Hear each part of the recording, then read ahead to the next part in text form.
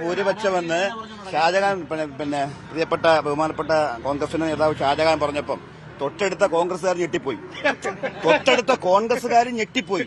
5 ഭൂരിപക്ഷം എന്ന് പറഞ്ഞപ്പോൾ തന്നെ അവർ ഞെട്ടിപ്പോയി. അത് മാത്രമല്ല, ഏതെങ്കിലും ഒരു കോൺഗ്രസുകാര് ആ സ്ഥാനാർത്ഥി ജയിക്കും അല്ലെങ്കിൽ മഹാഭൂരിപക്ഷം ജയിക്കും എന്ന് പറയുമ്പോൾ ഒരു മുഖത്തൊരു എക്സ്പ്രഷൻ വരണ്ടേ, ഒന്ന് കയ്യൊന്നും അടിക്കണ്ടേ? അതുപോലും ഇല്ലാത്ത നിലയിൽ അപ്പൊ കോൺഗ്രസ് ഇവിടെ പരാജയം സമ്മതിച്ചിട്ടുണ്ട്. കാരണം ഈ പത്തനാപുരം നിയോജക മണ്ഡലത്തിൽ കോൺഗ്രസിന്റെ പരാജയം മുൻകൂട്ടി കോൺഗ്രസുകാർക്കറിയാം. തീർച്ചയായും കോൺഗ്രസ് ഗ്രൂപ്പ് തർക്കങ്ങളടക്കം കോൺഗ്രസിന്റെ സ്ഥാനാർത്ഥിയെ കോൺഗ്രസുകാർ തന്നെ പരാജയപ്പെടുന്ന തരത്തിലേക്ക് മാറിക്കഴിഞ്ഞിട്ടുണ്ട്. ഞെട്ടിയോ ശരിക്കും ഈ 5 ഭൂരിപക്ഷം കേട്ടപ്പോൾ ഞെട്ടിയോ? 5 ഭൂരിപക്ഷം അത് മറുപടി പറയാം. നമ്മുടെ പ്രിയപ്പെട്ട ഷാജു പറഞ്ഞത് ഞങ്ങൾ ഞെട്ടിപ്പോയെന്നാ. സത്യത്തിൽ 5 ഭൂരിപക്ഷം പറഞ്ഞോളൂ. യഥാർത്ഥത്തിൽ അതല്ല സംഭവിക്കാൻ പോകുന്നത്. അതല്ല, അതിനപ്പുറത്തേക്ക് പോകും. അതിന് കാരണം പറയാം. കാരണം കാരണം വസ്തുനിഷ്ഠമായി നമ്മൾ വിലയിരുത്തണം. ഇവിടെ LDF-ന്റെയും അതേപോലെ അതല്ല ശരിക്കല്ലേ ഒരു മിനിറ്റ് ഷാജുവും പറഞ്ഞത് വികസനമാണ് ഇവരുടെ ഏറ്റവും വലിയ അജണ്ട എന്ന് പറയുന്നത്. ഈ തെരഞ്ഞെടുപ്പിൽ അവർ വികസനത്തെക്കുറിച്ചാണ് പറയുന്നത്. ഞങ്ങളും വികസനത്തെക്കുറിച്ച് തന്നെ പറയുന്നത്. ഈ KB ഗണേഷ് കുമാർ ആദ്യം ഞങ്ങളുടെ കൂടെ നിന്ന് മത്സരിച്ചാണ് 15 വർഷം ഈ നിയോജക മണ്ഡലത്തിൽ ഉണ്ടായിരുന്നത്. 10 വർഷമേ ഇടതുപക്ഷത്തിന്റെ കൂടെ ഉണ്ടായിരുന്നുള്ളൂ. ഈ 15 വർഷം ആരുടെ കൂടെ ആയിരുന്നു? UDF-നോടൊപ്പമായിരുന്നു. AK ആന്റണിയുടെ മന്ത്രിസഭയിലും ഉമ്മൻചാണ്ടിയുടെ മന്ത്രിസഭയിലും KB ഗണേഷ് കുമാർ അംഗമായിരുന്നു. പത്തനാപുരം നിയോജക മണ്ഡലത്തിൽ കല്ലടയാറ്റിന് കുറുകെ വന്ന പാലങ്ങളല്ല ഉമ്മൻചാണ്ടിയുടെയും AK ആന്റണിയുടെയും ഭരണകാലത്ത് കൊണ്ടുവന്ന പാലങ്ങളാണ്.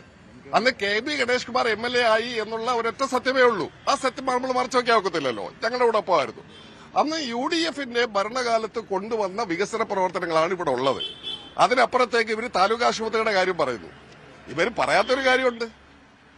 KM മാണി ധനകാര്യമന്ത്രിയും ഉമ്മൻചാണ്ടി മുഖ്യമന്ത്രിയുമായി ഇരുന്ന കാലത്താണ് പത്തനാപുരം കേന്ദ്രമാക്കി താലൂക്ക് അനുവദിച്ചത്.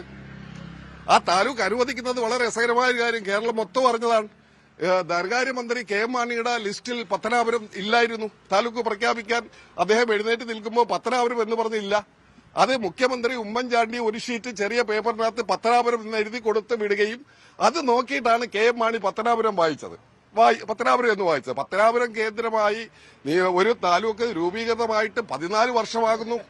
ഈ 14 വർഷം പത്തനാപുരം താലൂക്ക് വന്നതിനു ശേഷമുള്ള 14 വർഷം എടുത്തു താലൂക്ക് ആശുപത്രിയുടെ ഒരു സ്കെൽട്ടൺ ഉണ്ടാക്കാൻ. അതിനൊരു കാരണമുണ്ട്. അതിനുള്ള പ്രധാനപ്പെട്ട കാരണം പത്തനാപുരത്ത് EMS സഹകരണ ആശുപത്രി എന്ന് പറഞ്ഞൊരു ആശുപത്രിയുണ്ട്. ആ ആശുപത്രിയെ വലുതാക്കാനും വിപുലീകരിക്കാനും അതിനെ വലിയ പ്രൊമോട്ട് ചെയ്യാനും വേണ്ടി പത്തനാപുരത്തെ ചെറിയ താലൂക്ക് ആശുപത്രിയെ അത് വലിയൊരു താലൂക്ക് ആശുപത്രിയാക്കി മാറ്റാൻ ഇവർ തയ്യാറായില്ല. എന്നിട്ട് ഏറ്റവും അവസാനം ഈ ഭരണം തീരാൻ പോകുന്ന സമയത്ത് ആ ആശുപത്രിക്ക് സ്ഥലം വാങ്ങിച്ചതാരാ? MLA ഒന്നുമല്ല. 6 പഞ്ചായത്തും ബ്ലോക്ക് പഞ്ചായത്തും കൂടി ചേർന്നാണ് ആ ആശുപത്രി നിർമ്മിക്കാനുള്ള സ്ഥലം വാങ്ങിച്ചത്. എന്താണ് ഈ താലൂക്ക് പ്രഖ്യാപനത്തിൽ ഒരു ആരോപണത്തിന്റെ കാര്യം? എന്താണ് താലൂക്ക് ഇപ്പൊ യഥാർത്ഥത്തില് തൊട്ട് മുമ്പ് സംസാരിച്ച കോൺഗ്രസിന്റെ നേതാവ് പറഞ്ഞു 5 ടേമായിട്ട് 25 വർഷക്കാലമായി ഒരു വികസന പ്രവർത്തനവും ഇല്ലെന്ന് തൊട്ട് മുമ്പ് കോൺഗ്രസിന്റെ നേതാവ് പറഞ്ഞു. ഇപ്പം കോൺഗ്രസിന്റെ നേതാവായിട്ടുള്ള ഷാജഹാൻ പറയുന്നു ഇവിടെ വികസനം നടന്നിട്ടുണ്ടെന്നും പാലങ്ങളടക്കം വന്നിട്ടുണ്ടെന്നും അത് കൊണ്ടുവന്നത് UDF-ന്റെ കാലത്താണെന്നും. ഒരു കാര്യം മനസ്സിലാക്കണം, ഏത് മന്ത്രിസഭയുടെ കാലത്തെന്നുള്ളതല്ല, 25 വർഷക്കാലം ഒരു ജനപ്രതിനിധിക്ക് ചെയ്യാൻ കഴിയുന്നതിനപ്പുറത്തേക്ക് പാലങ്ങൾ 1ഉം 2ഉമല്ല. നേരത്തെ സൂചിപ്പിച്ചു NDAയുടെ പ്രതിനിധി സൂചിപ്പിച്ചതായി കണ്ടു. ഇവിടെ 1ഓ 2ഓ പാലങ്ങൾ കൊണ്ട് പ്രിയപ്പെട്ടവരെ മനസ്സിലാക്കണം, 1ഓ 2ഓ പാലങ്ങളാണോ? ഇവിടെ പാലങ്ങൾ എവിടെയൊക്കെ ആവശ്യമുണ്ടോ അവിടെയെല്ലാം പാലങ്ങൾ എല്ലാ മേഖലകളിലും വികസന പ്രവർത്തനം നടത്തിയിട്ടുണ്ട് എന്നത് തെളിയിക്കുന്ന തരത്തിലാണ് കോൺഗ്രസ് പറയുന്നത്. താലൂക്കിന്റെ കാര്യത്തിൽ എന്താ സംഭവം? താലൂക്കിന്റെ കാര്യത്തിൽ എന്താ? ആരാണ് ഏത് കാലത്താണ് താലൂക്ക് വന്നത്? ബഹുമാനപ്പെട്ട താലൂക്ക് ഏത് കാലത്താണ് വന്നത്? താലൂക്ക് വന്നത് ഉമ്മൻചാണ്ടി സർക്കാരിന്റെ കാലത്ത് തന്നെയാണ്. അടുത്ത പ്രഖ്യാപനം എന്താ? അത് പ്രഖ്യാപനം എന്ന് പറഞ്ഞാൽ ഒരു നിയമസഭ കൂടിക്കൊണ്ടിരിക്കുമ്പോൾ ഒരു തുണ്ട് പേപ്പറിൽ പത്തനാപുരം എഴുതി കൊടുത്താൽ അത് അവിടെ നിയമമാകത്തില്ല. മന്ത്രിസഭ ക്യാബിനറ്റ് തീരുമാനിച്ച് അതിന്റെ താലൂക്കുകള് മന്ത്രിസഭ അംഗീകരിച്ച ഒരു കാര്യം മാത്രമേ മന്ത്രിമാർക്ക് നിയമസഭയിൽ പറയാൻ പറ്റത്തുള്ളൂ. അങ്ങനെ നിയമം ഇരിക്കുമ്പം ഒരു തുണ്ട് പേപ്പറിൽ എഴുതി കൊടുത്തെന്ന് പറഞ്ഞാൽ ശരിയാവത്തില്ല. അതുകൊണ്ട് ബഹുമാനപ്പെട്ട KB ഗണേഷ് കുമാർ കഴിവിലാണ് താലൂക്ക് രൂപീകൃതമായത്. ഈ വ്യക്തിപരമായി ഗണേഷ് കുമാറിന്റെ ഒരു സ്വാധീനമാണോ പൊളിറ്റിക്കൽ വോട്ടുകളാണോ ഇത്തവണ പത്തനാപുരത്തെ നിർണായകമാക്കുക? പൊളിറ്റിക്കൽ വോട്ടുകളുണ്ട്, വ്യക്തിപരമായിട്ടുള്ളതുണ്ട്. വികസനമാണ് ഏറ്റവും വലിയ നമ്മൾ മുമ്പോട്ട് വെക്കുന്നത്. വികസനത്തിന്റെ വോട്ടുകൾ മാത്രം മതി നമുക്ക്. ഈ നാട്ടിൽ ചെയ്തിരിക്കുന്ന പത്തനാപുരം മണ്ഡലത്തിൽ കഴിഞ്ഞ 25 വർഷക്കാലം, ഇപ്പോൾ ഈ കഴിഞ്ഞ തുടർന്ന് ഭരണമായിട്ട് 10 വർഷക്കാലം നമ്മൾ ഈ പത്തനാപുരം മണ്ഡലത്തിൽ LDF ഭരിച്ചുകൊണ്ടിരിക്കുന്ന മണ്ഡലത്തിൽ അംഗനവാടികൾ, അതുപോലെ തന്നെ ലൈബ്രറികൾ, ഇത് ചെയ്യാൻ ഇനി ഒന്നുമില്ല. ഇനി വരുന്നവർക്കൊന്നും ചെയ്യാനില്ല. ഇപ്പം ചെയ്തത് പൂർത്തീകരിക്കുക എന്നുള്ള കടമ മാത്രമേ ഉള്ളൂ. അത് ഗണേഷ് കുമാറിലൂടെ തന്നെ ഇത് നടക്കും. LDF സർക്കാരിലൂടെ തന്നെ ഇവിടെ നടക്കും. അത്രയേ ഉള്ളൂ. അതാണ് സാഹചര്യം. അവരുടെ അവകാശവാദം ശരിയാണോ സംഭവിച്ചത്? രണ്ട് ക്ലാരിഫിക്കേഷൻ വരുത്താം. ഒന്നാമത്തെ ക്ലാരിഫിക്കേഷൻ, ബഹുമാനായ DCC ജനറൽ സെക്രട്ടറി പറഞ്ഞൊരു കാര്യമുണ്ട്. താലൂക്ക് അനുവദിച്ചപ്പോൾ തുണ്ടുപേപ്പറിൽ എഴുതി കൊടുത്തു. നിങ്ങൾ ഇവിടുത്തെ പ്രമുഖമായ മാധ്യമപ്രവർത്തകനാണ്, അദ്ദേഹം വളരെ സീനിയർ മാധ്യമപ്രവർത്തകനാണ്. അദ്ദേഹത്തിനറിയാം 2013 സംസ്ഥാന ബഡ്ജറ്റിലൂടെയാണ് താലൂക്ക് അനുവദിക്കപ്പെടുന്നത്. കെ മാണി സാർ വായിക്കുന്ന ബഡ്ജറ്റിൽ പത്തനാപുരം ഉണ്ടായിരുന്നില്ല. അദ്ദേഹത്തിന് സീനിയർ മാധ്യമപ്രവർത്തകൻ, അല്ലെങ്കിൽ അദ്ദേഹം നിഷേധിക്കട്ടെ, പത്തനാപുരം ഉണ്ടായിരുന്നില്ല. ഉടൻ തന്നെ ബഹുമാനായ MLA അവിടെ ചെന്ന് ഉമ്മൻചാണ്ടി സാറിനോട് പറയും, ഉമ്മൻചാണ്ടി സാർ തുണ്ടുപേപ്പറിൽ എഴുതി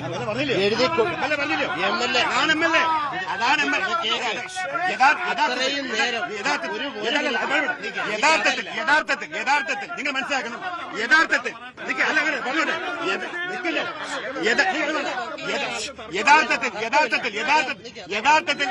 യഥാർത്ഥത്തിൽ അന്ന് കോൺഗ്രസ് മന്ത്രിസഭ പത്തനാപുരം താലൂക്ക് ആക്കണ്ടാൻ തീരുമാനിച്ചു. പക്ഷേ ഇവിടുത്തെ MLA ആയിട്ടുള്ള പ്രിയപ്പെട്ട നമ്മുടെ എല്ലാവരുടെയും പ്രിയങ്കരനായിട്ടുള്ള KB ഗണേഷ് കുമാർ സമ്മർദ്ദം ചെലുത്തി പത്തനാപുരത്ത് താലൂക്ക് തന്നേ പറ്റൂ എന്ന് പറഞ്ഞു. ആ സമ്മർദ്ദത്തിന്റെ പേരിലാണ് പത്തനാപുരത്ത് താലൂക്ക് ആസ്ഥാനം.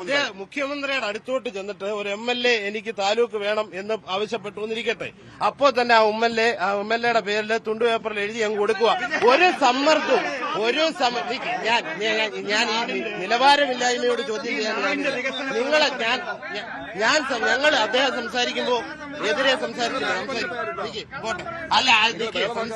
അത് കൊണ്ടുവന്നത് MLA ആണ്.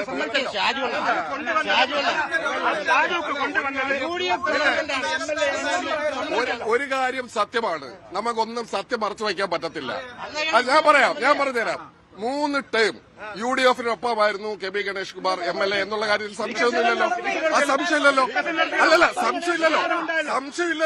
സംശയമുണ്ടോ? സംശയമില്ല. ഞങ്ങളുടെ സംശയമില്ല. അന്ന് UDF-ന്റെ ഗവൺമെന്റ് ആണ് ഈ പ്രദേശങ്ങൾ. ഇപ്പൊ ഞാൻ ചോദിക്കട്ടെ, ഇടതുമുന്നണിയുടെ കാലത്ത് KB ഗണേഷ് കുമാർ വികസനം കൊണ്ടുവന്നെന്ന് വെക്കാം. ഇവിടുത്തെ CPM-ഉം CPI-യും അത് ഇടതുമുന്നണിയുടെ വികസനമായിട്ടേ കാണത്തുള്ളൂ. അല്ലാതെ അവര് വ്യക്തിപരമായി KB ഗണേഷ് കുമാറിന്റെ വികസനമാണ് എന്ന് അവർ പറയില്ല. ഞാൻ പറയട്ടെ, അവർ പറയില്ല. വികസനം വന്നു. ഏത് കാലത്താണ് തർക്കം? അങ്ങനെയല്ല, വികസനം ഉണ്ടായി. ആരുടെ കാലത്ത് വികസനം ഒരുപക്ഷെ കഴിഞ്ഞ ഞാൻ പറഞ്ഞത് അത് പറയട്ടെ. UDF പറഞ്ഞോട്ടെ 2016 വികസനം UDF-ന്റെ 3 വർഷത്തെ 3 തവണക്കാലം UDF-നോടൊപ്പം നിന്ന് ഈ നാട്ടിൽ വികസന പ്രവർത്തനങ്ങൾ കൊണ്ടുവന്നു. പക്ഷേ ചരിത്രത്തിലെ തന്നെ ഏറ്റവും വലിയ വികസന പ്രവർത്തനങ്ങൾ കൊണ്ടുവന്നത് കഴിഞ്ഞ LDF-നോടൊപ്പം നിന്ന 10 വർഷക്കാലമാണ്. 2013 താലൂക്ക് കൊണ്ടുവന്നത് അന്ന് കോൺഗ്രസ് വേണ്ട എന്ന് പറഞ്ഞ താലൂക്ക് അന്ന് പറഞ്ഞല്ലോ. അതാ MLA-യുടെ കഴിവല്ലേ. ഈ 10 വർഷക്കാലം ചെയ്തത്, ഈ 10 വർഷക്കാലം ആരോഗ്യ മേഖലയിൽ, അതായത് നമ്മുടെ റോഡ് വികസനവുമായി ബന്ധപ്പെട്ടാണെങ്കിലും ശരി, ഹോസ്പിറ്റലുമായി ബന്ധപ്പെട്ടാണെങ്കിലും ശരി, സ്കൂളുകൾക്കാണെങ്കിലും ശരി, ഏതാണ്ട് എത്രയോ കോടി രൂപ എല്ലാ നമ്മുടെ സർക്കാർ സ്ഥാപനങ്ങളടക്കം വെല്ലുവിളിക്കുകയാണ്. ഇവിടുത്തെ UDF നിപ്പുണ്ട്, ഇവിടെ NDA നിപ്പുണ്ട്. ഞങ്ങൾ വെല്ലുവിളിക്കുകയാണ്. ഒരു വികസന പ്രവർത്തനം ഇല്ല എന്ന് പറയാൻ കഴിയുമോ? ഏത് വികസനത്തെ കുറിച്ച് തന്നെ ഒന്ന് സംസാരിച്ചോട്ടെ. വികസനത്തെ കുറിച്ച് തന്നെ ഒന്ന് സംസാരിക്കട്ടെ. പത്തനാപുരം താലൂക്ക് അനുവദിച്ചത് 2013 പത്തനാപുരം താലൂക്ക് അനുവദിച്ചിട്ട് ഇന്നും താലൂക്ക് ആശുപത്രി ഇവിടെ ഇല്ല. അവിടെ പണിഞ്ഞുകൊണ്ടിരിക്കുന്നതേ അതേ ഉള്ളൂ. പക്ഷെ നിക്ക് ഒരു മിനിറ്റ് ആണ് നിക്ക് സമാധാനപ്പെടും. 13 വർഷം. പക്ഷേ 2016 ശേഷം സഹകരണ മേഖലയിലെ ഒരു ആശുപത്രി നിങ്ങൾക്ക് ചെന്നാൽ കാണാം വളരെ ഗംഭീരമായിട്ട് അവിടെ ഉയർന്നു നിൽപ്പുണ്ട്. അത് പണിയാൻ കഴിയുന്ന ആളുകൾക്ക് എന്തുകൊണ്ട് താലൂക്ക് ആശുപത്രി പണിയാൻ കഴിഞ്ഞില്ല? പോട്ടെ, അത് കഴിഞ്ഞ് പത്തനാപുരത്ത് ഒരു ഡിവൈഎസ്പി ഓഫീസുണ്ടോ? പത്തനാപുരത്ത് ഒരു വിദ്യാഭ്യാസ ഉപജില്ലയുണ്ടോ? ഒരു ഡിവൈഎസ്പി ഓഫീസുണ്ടോ? പത്തനാപുരത്ത് ഒരു കോടതിയല്ലാതെ താലൂക്ക് അനുവദിക്കപ്പെട്ട ഒരു കോടതിയല്ലാതെ മജിസ്ട്രേറ്റ് കോടതിയല്ലാതെ ഏതെങ്കിലും ഒരു കോടതിയുണ്ടോ? പത്തനാപുരത്ത് ജർമ്മൻ ടെക്നോളജി റോഡ് നിങ്ങൾ മാധ്യമപ്രവർത്തകർ ഇപ്പോഴും പോയി പരിശോധിക്കണം. കുന്നലയിലേക്ക്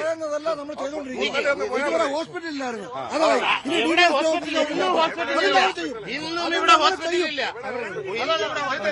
പിന്നെ ജർമ്മൻ ടെക്നോളജി റോഡെന്ന് പറഞ്ഞ് കുന്നലയിലേക്ക് കറവൂരേക്ക് അവിടെ പോലെ പട്ടാഴി വടക്കേക്കര പോലെ സംസ്ഥാനത്തെ ഒരു ദരിദ്ര പഞ്ചായത്താണ്. കാരണം 6 ദരിദ്ര പഞ്ചായത്തുകളിൽ ഒന്നാണ് പട്ടാഴി വടക്കേക്കര.